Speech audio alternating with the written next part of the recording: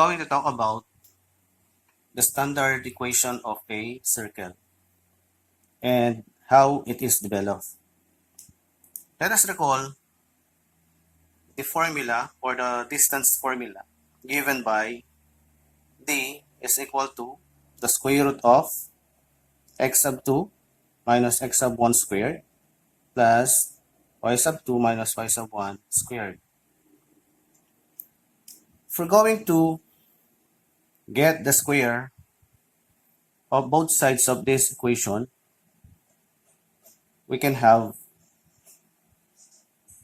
this square is equal to x sub 2 minus x sub 1 square plus y sub 2 minus y sub 1 square. So the radical sign is being eliminated. Now let us consider this figure showing a circle and a coordinate plane. So here we have the point on the circle given by P, where the coordinates are denoted by x and y as x and y coordinates. And the center given by C, where the coordinates are denoted by h and k. H for the x coordinate and k for the y coordinate.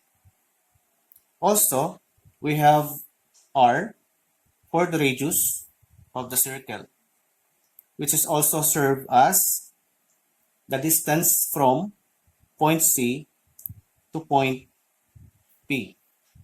Now, let us go back to the equation given.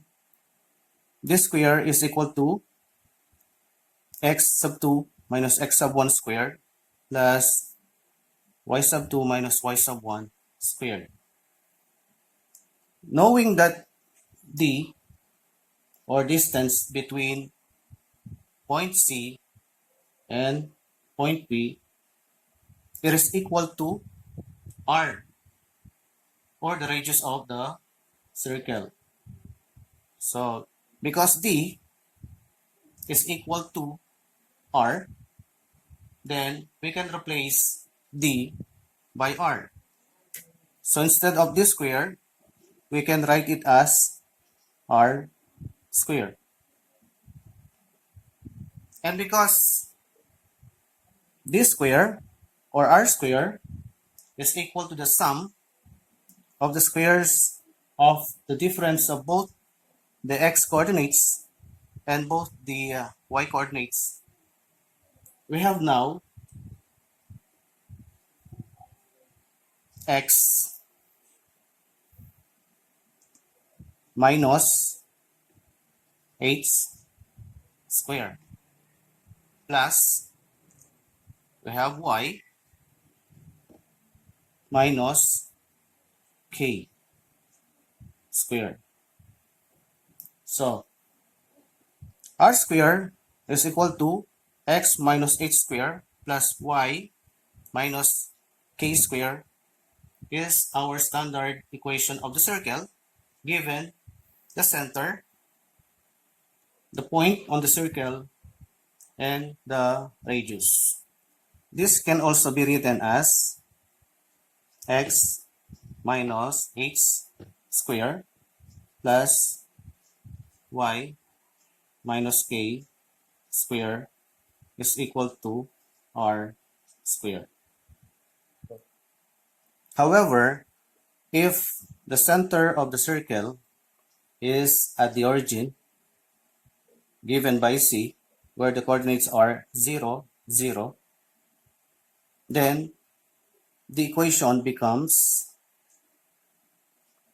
x minus 0 square plus y minus 0 square is equal to r squared, or x square plus y square is equal to r squared.